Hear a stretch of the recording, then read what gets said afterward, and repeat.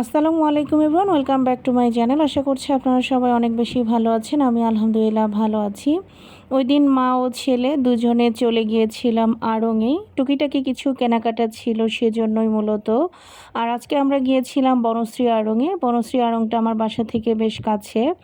তো এই যে কথা বলতে বলতে অলরেডি আড়ংয়ে চলেও এসেছি। আর আপনাদেরকে তো বললামই, খুব বেশি কেনাকাটা ছিল না, হালকা পাতলা কিছু কেনাকাটা করার জন্য এসেছিলাম।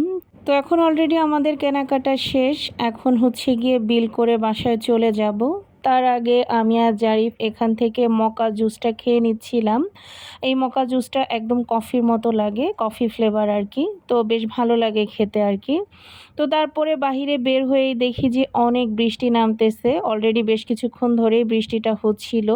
আমি যখন আসলে আড়ংয়ে ছিলাম একদমই টের পাইনি, বাহিরে বের হয়ে বুঝতে পেরেছি। তো এখানে বেশ কিছুক্ষণ আমি আর জারিফ দাঁড়িয়েছিলাম, কিন্তু কোনো মতেই বৃষ্টি থামতেছিল না। তো এর পাশে একটা আগোরা ছিল। তো জারিফকে নিয়ে আমি আসলে একটু আগোরাতে ঢুকেছিলাম। ভেবেছিলাম যে আগোরাতে একটু হাঁটাহাঁটি করলে বৃষ্টি থেমেও যেতে পারে। তো আগোরাতে বেশ কিছুক্ষণ থাকার পরেও দেখলাম যে বৃষ্টি থামছে না। পরে জারিফকে নিয়ে পাশে একটা কফি শপে বসেছিলাম। তো আসলে একদমই কফি খেতে ইচ্ছা করছিল না, যেহেতু কিছুক্ষণ আগে আমরা মকা জুস খেয়েছি, আরও কিছু জুস আমরা কিনেও নিয়েছিলাম এক্সট্রা। তো আড়ংয়ের বিল্ডিংয়েরই রুপটপে ওনাদেরই আরও একটা রেস্টুরেন্ট রয়েছে। তো আমরা চলে এসেছি এখন রুপটপে। বাইরের সাইডেও বসা যায়, তবে আজকে যেহেতু বৃষ্টি তাই বাহিরে কেউ বসেনি, ভিতরে সবাই বসেছিল। তো তারপরে এখানে এসে আমি ভাবছিলাম যে বেক পাস্তা অর্ডার করব। তো জারিফ আসলে পাস্তা খেতে চাচ্ছিল না, ও বলল যে চাউমিন খাবে। তো সেজন্য এখান থেকে একটা চাউমিন অর্ডার করেছিলাম, তবে এত কোয়ান্টিটি দিবে এটা আসলে সত্যিই ভাবিনি। তো এখানে যে কোয়ান্টিটি দিয়েছিল আমি আর জারিফ খাওয়ার পরেও অনেকখানি রয়ে গিয়েছিল, এবং সেটা পরবর্তীতে পার্সেল করে জারিফের বাবার জন্য বাসায় নিয়ে আসি, এবং রাতে আমাদের তিনজনেরই ডিনার হয়ে যায়।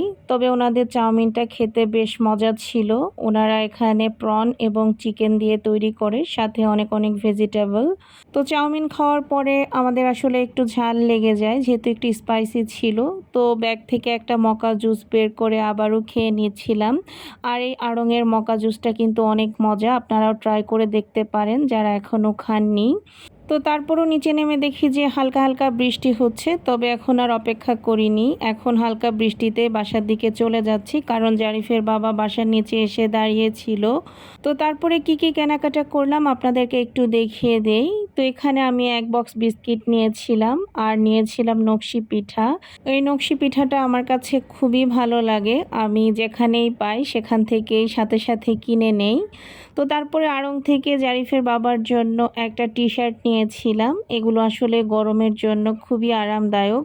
এর আগেও আড়ং থেকে জারিফের বাবার জন্য বেশ কিছু টি শার্ট আমি নিয়েছিলাম এরকম গোল গলার। এগুলো আসলেও খুব বেশি আরাম হয় পরতে। আর এখানে আমাদের আফরা মামুনির জন্য একটা হাতা কাটা ফ্রক নিয়েছিলাম, যেহেতু এখন বেশ গরম। আর এই কাপড়টাও ছিল লিলেন টাইপের, আমার কাছে মনে হচ্ছিল যে এটা পরে বেশ আরাম পাবে, আর সাথে কালারটাও বেশ সুন্দর।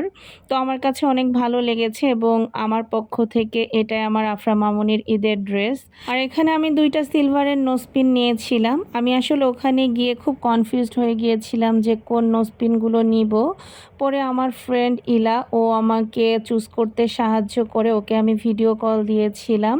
তো নোজপিন দুটো কেমন হয়েছে অবশ্যই কিন্তু কমেন্ট করে জানাবেন।